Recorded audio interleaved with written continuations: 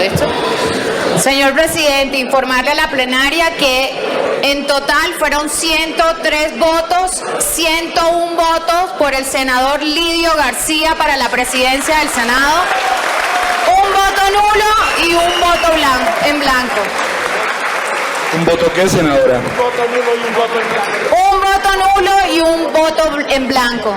Total 103. Válido. Pregunto a la plenaria si declara legalmente elegido al senador Lidio García Turbay. Sí.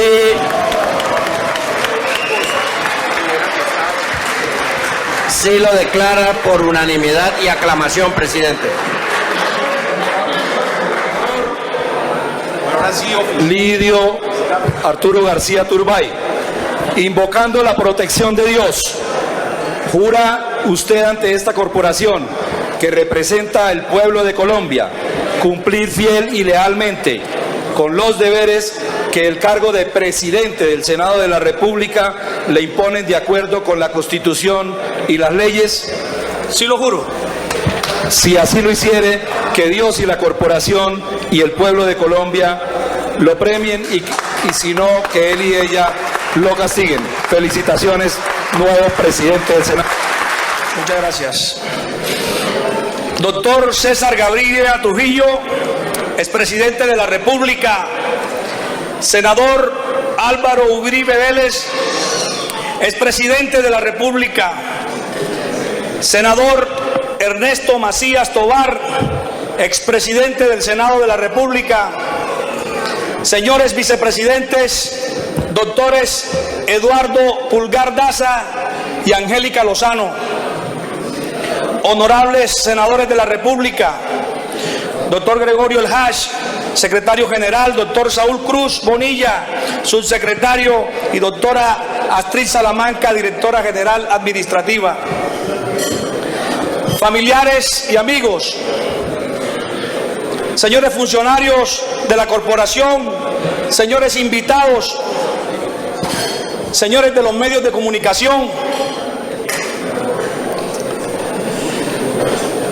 a mi padre Lidio García Álvarez, a mi madre Cecilia Turbay, a mi esposa Matilde, a mis hijos María del Rosario, Juliana, Sofía, Lidio Arturo y Guadalupe, a mi hermano que se encuentra presente, José Félix.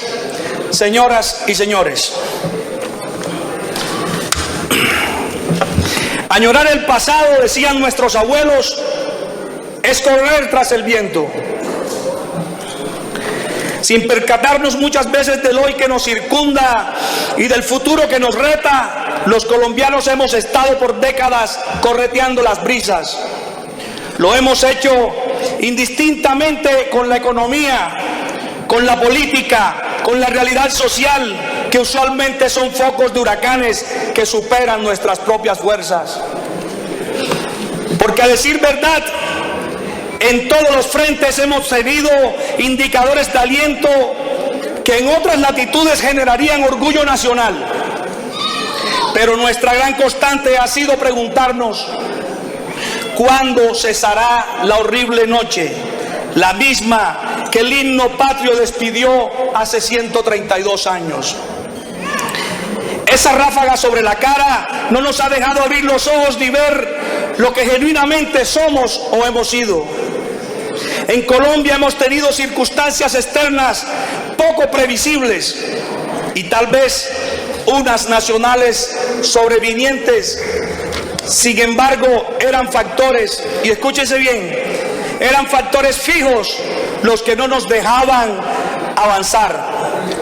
Uno, la violencia generalizada, que hacía incierta la vida y apuraba presupuestos públicos, y una corrupción campante que fungía como la hidra de Lerna en la mitología griega. Cada vez que le cortábamos una cabeza, le aparecían dos. Ambos fenómenos se fueron ocupando poco a poco de deslegitimar el Estado y de crear formas paralelas de gobiernos que acababan con la esperanza de los territorios. Aquí teníamos todas las democracias, narcodemocracias, rebelocracias, plutocracias, oclocracias, la inmensa mayoría de ellas indirectas, impuestas e ilegales, que lo único que hacían era desdeñar la legítima.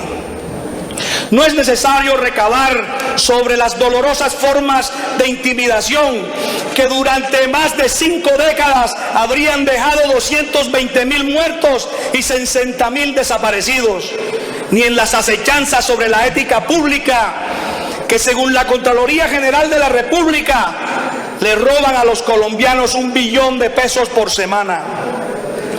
Si bien hoy tenemos una profusa y a veces contradictoria literatura de pronósticos, algunos estudios indican que el Producto Interno Bruto departamental hubiera crecido 4,4 puntos adicionales por año en ausencia de los conflictos que tuvimos. Y es posible que así sea. La actividad agropecuaria que hace un siglo generaba cerca del 63% del PIB, en el 2015 apenas representó el 6%. La violencia, señores senadores, no solo expulsó a los campesinos y cambió la configuración poblacional del país, también destruyó la riqueza nacional. Pero el país ha estado cambiando.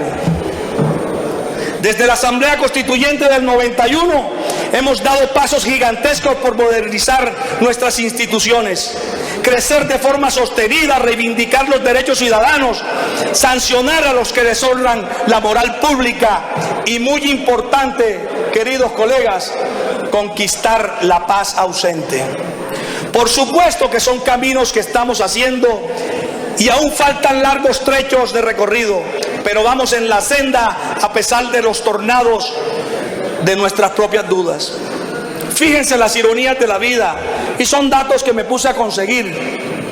Mientras la comunidad internacional aplaude el más reciente acuerdo para poner fin a uno de los conflictos más antiguos de su mundo, en Colombia nos seguimos descuadernando en favor y en contra de lo que a estas alturas debería ser un hecho cumplido. Mientras la agencia Bloomberg sostiene que somos el país líder de Latinoamérica entre las 20 principales economías emergentes del mundo, en Colombia estuvimos buscando razones complacientes para argumentar recesión.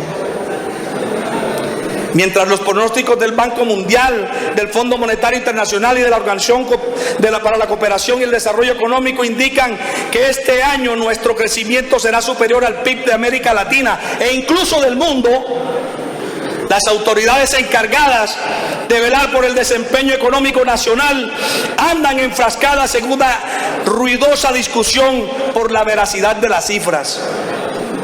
Definitivamente, como lo dijo John F. Kennedy en una frase que me gusta mucho, si hubiera más políticos que supieran de poesía y más poetas que entendieran de política, el mundo sería un lugar un poco mejor. Es eso. Fuimos entrenados a no creer, a pensar mal, a sospechar, a buscar prosas simples donde está la poesía. Somos una generación de desconfianza que tiene la felicidad a la vuelta de la esquina, pero se empeña en seguir la avenida maliciosa del recelo. Y entonces no vemos la nación que supera su propia historia, al menos la de las últimas décadas, y también nos supera a nosotros mismos. Según la Universidad del Norte, entre 1980 y 2019 se produjeron en el país 1978 masacres, es decir, homicidios intencionales de 4 o más personas en estado de indefensión y en presencia de otros, como lo definió o lo define el Centro de Memoria Histórica. Yo vengo de los Montes de María, en el departamento de Bolívar, más exactamente en mi tierra natal, el Carmen de Bolívar, una región en la que se cometieron 455 de esos espectáculos brutales en los que era evidente el poder absoluto del actor armado sobre las víctimas. Yo hago una pregunta, queridos colegas, ya nos olvidamos de los noticieros que nos mandaban a dormir con la última imagen del país ensangrentado, o es que acaso las echamos de menos. Las preguntas no son solo para los que con discursos obstinados se niegan a aceptar que ya no estamos en confrontación, sino para quienes, señalando con tosudez a los otros, utilizan también tonos guerreristas de desestimación. De ambos lados lo que tenemos son alumnos de la violencia generacional. Pues llegó la hora, queridos colegas, llegó la hora de pasar la página. El reto no es cómo rectificar los acuerdos de paz, óigase bien, sino cómo aplicarlos de la manera más conveniente. Ningún pacto es perfecto. Este, es verdad, tiene sus erratas, seguramente menores de las que tuvieron los 7 procesos de paz que le antecedieron, porque toda negociación mejora la siguiente. Pero ese es el que logramos, con la medicación no de un gobierno, sino del Estado. Ya fue suficiente, por favor. Ya fue suficiente, queridos senadores. Nuestro desafío ahora es cómo agendar el futuro de la nación. En esa agenda es preciso... Gracias. En esa agenda es preciso buscar los recursos que necesitan los acuerdos con el menor impacto fiscal posible y proteger a quienes están regresando a sus tierras o buscando espacios de participación democrática para no repetir experiencias de exterminio que aún siguen latentes en nuestra historia de derechos humanos.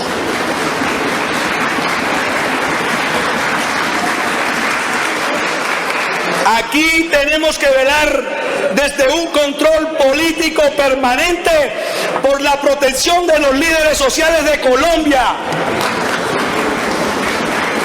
No más asesinatos, no más exterminio.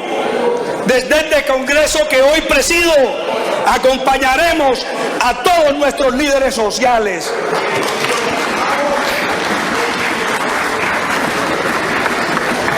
Es claro que la paz no será lo que nos consolidarnos como una nueva nación.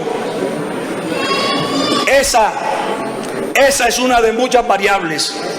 Nos llegó la hora de pensar seriamente, y esto de pronto a algunos les guste y a otros no les guste, pero llegó la hora de pensar seriamente en congelar nuestros sueldos, señores senadores. Esta es la situación económica del país, que hoy debemos ponernos en los zapatos de los más desfavorecidos de Colombia. Hagámoslo por los últimos 3 años de esta legislatura. Esto no nos haría daño alguno, pero sí podríamos con estos recursos invertirlos en escuelas y en puestos de salud de nuestro país. No tengamos miedo a eso. Pongámonos de acuerdo en esta iniciativa, queridos compañeros. Los invito a todos a que esta iniciativa se la podamos mostrar con cariño y de corazón a este país que tanto nos llama a gritos.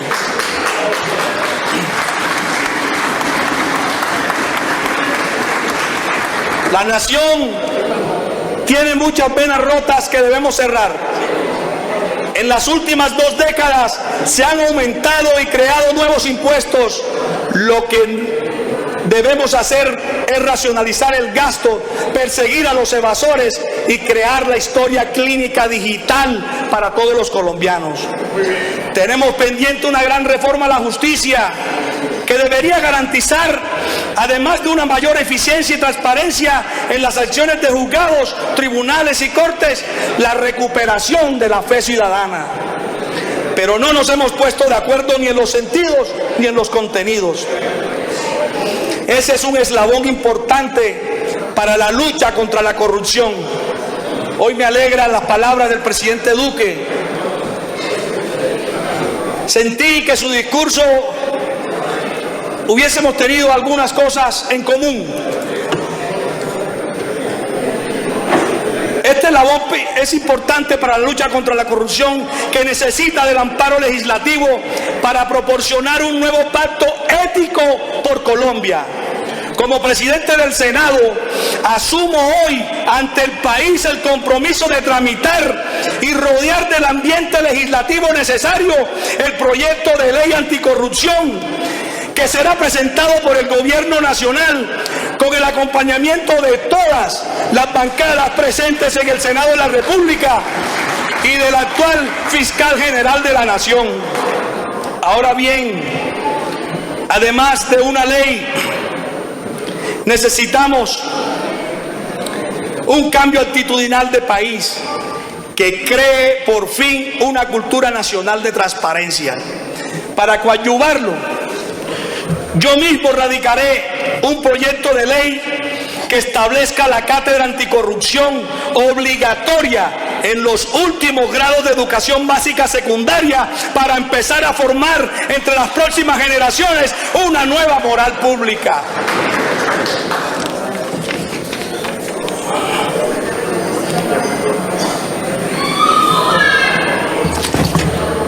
Pero además debemos recuperar el agro para reconquistar la soberanía alimentaria que hemos perdido y convertir en general a Colombia en un país que piensa y actúa por los jóvenes.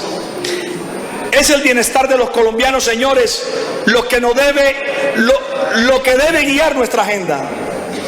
Y esto no puede entenderse como demagogia, sino como una necesidad apremiante que está refrendada en las cifras.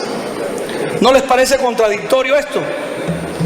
Que mientras bajamos la pobreza multidimensional al 20%, tengamos 36.7 millones de colombianos en el CISBEN. He ahí otra de las venas rotas de las cuales yo hablo. El Plan Nacional de Desarrollo que aprobamos en la legislatura pasada en medio de la confusión por tantos debates altisonantes y agendas monotemáticas, hace una apuesta que debe tener el acompañamiento de todo el Estado. En el año 2030, señores senadores, Colombia deberá haber derrotado por completo la pobreza. Es, por supuesto, una meta ambiciosa que no debe generar miedo, sino decisión. Esa lucha debe librarse desde todas las esferas, especialmente desde la nueva legislatura, porque no es la de este o los próximos gobiernos, sino de la nación entera. El desempleo, por su parte, vuelve a ser amenaza en tanto se asoma otra vez con un indicador de 2 dígitos. De 9.7% en mayo de 2018, acabamos de pasar al 10.5%, según el DANE, con una pérdida de más de 775.000 empleos. Algunos atribuyen este deterioro a la migración venezolana, a la que debemos dar por demás un tratamiento humanitario. Pero el tema podría estar en la falta de competitividad de nuestro aparato productivo. Tenemos que conquistar mejores resultados en materia de economía, aumentar infraestructura, garantizar una notable eficiencia pública y conseguir mayores indicadores de desempeño entre las empresas, porque hoy estamos en el puesto 52 de 63 países, según el índice de competitividad del IMD. En la misma dirección, el DANE certificó que menos del 1%, oígase bien, de las empresas colombianas son innovadoras. Otra vez, el tema no es solo de gobierno, sino de Estado. La gran tarea del país es promover la ciencia. A nuestro amigo Iván Darío, promover la ciencia, la tecnología y la innovación, que fue exactamente la ruta que siguieron las potencias económicas asiáticas hace 80 años, cuando tenían indicadores sociales más bajos que los de nosotros. En ese sentido, quiero hacer un llamado desde el Caribe colombiano al gobierno nacional. Y quiero que en esto me acompañe todo el Senado y principalmente mis colegas del Caribe colombiano. En nombre de los casi 11 millones de ciudadanos afectados por el mal servicio de energía eléctrica de la empresa Electricaribe, para que no se dilate más la solución a la crisis, Aunque se trata de una afectación a la competitividad de una región que debe liderar el Producto Interno Bruto Nacional, según el plan de desarrollo, debo decir que lo que tenemos allá en la costa atlántica es una verdadera agresión a los derechos humanos. Señor expresidente Macías, lo nuestro allá, y ojalá el presidente de la República me esté escuchando, el doctor Iván Duque Márquez, lo nuestro allá no es una petición sino un clamor. Esperamos que en octubre, como lo dispone el cronograma de Presidencia de la República, tengamos varios operadores con suficientes conocimientos, con experiencia y con músculo financiero para no volver a repetir ese drama. Apreciados colegas del Congreso, el país necesita de todos y particularmente de la sensatez de sus congresistas. Es importante que acompañemos las iniciativas del señor presidente de la República en lo que por supuesto sea coherente con los más altos intereses del país y que nosotros mismos podamos discutir las nuestras sin los sesgos que han caracterizado el debate político hasta ahora. No podemos equivocarnos. Este no es el Congreso de la izquierda ni de la derecha. Aquí estamos todas las fuerzas políticas que congrega el país, con el legítimo derecho a exigir que se respeten posturas de centro o la opción de pensar diferente. Ojalá que la ciudadanía que sigue a unos y a otros lo asuma también de ese modo. Entendamos que encontrar soluciones conjuntas no significa ceder ideológicamente, ni conceder gracias a un contrincante que, por lo demás, no debe estar en el compañero o en los ministros que citamos, sino en la compleja realidad que tienen aún nuestras calles. No les pido, señores senadores, que renuncien a sus colectividades ni a sus pensamientos, ni siquiera a sus proyectos políticos, pero sí les invito a que cesemos ya la horrible noche, la noche de la polarización, y enarbolemos las banderas de un partido único que se llama Colombia. Esa es la bandera que tenemos que enarbolar en el Senado de la República. Que la oposición no sea un fundamento del actuar legislativo, sino una opción discrecional cuando creamos que los proyectos, los programas o las decisiones son de inconveniencia nacional.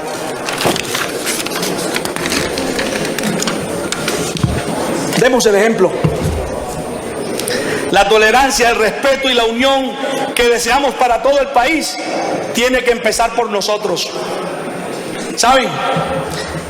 Y me hice esta pregunta y busqué a nuestro secretario Gregorio para que me diera cifras.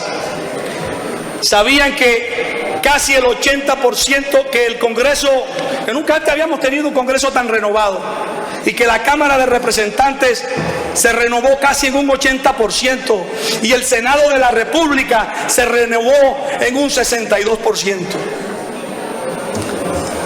Pero por momentos parecemos una institución vetusta, egoísta y muchas veces vanidosa, que sobrepone sus intereses a los de los propios ciudadanos.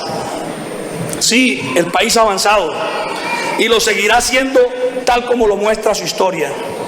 Pero no seamos nosotros los que lo detengan. El acuerdo nacional del que tanto se habló hace unos meses tiene que empezar en el Congreso de la República, con debates en los que prime la razón sobre la emoción y la palabra sobre los gritos del corazón. Antes de terminar, quiero agradecerles a todos por hacerme cumplir un sueño de tener una mesa con unos coequiperos de lujo, como lo es el doctor Honorio Enríquez. Agradezco a Dios que usted haga parte de esta mesa directiva, y al doctor Alexander López. Qué lujo de mesa y qué lujo de compañeros y de coequiperos voy a tener para presidir el Senado de la República. De verdad, muchas gracias y los felicito a todos. Desde lo más profundo de mi alma, para despedirme, quiero agradecerle a Dios por tantas bendiciones y tantos triunfos inmerecidos que he tenido. Gracias, Dios mío. Gracias a mi Partido Liberal, al expresidente César Gaviria y en especial a todos ustedes, a todas las bancadas de esta corporación por el decidido apoyo a mi nombre. Semejante gesto de confianza solo tendrá en la nueva presidencia del Senado una respuesta: lealtad, compromiso, abnegación, trabajo, disciplina y garantía para todos, para que el Congreso sea la fuerza natural que acelere la transformación del país. Muchas gracias a todos.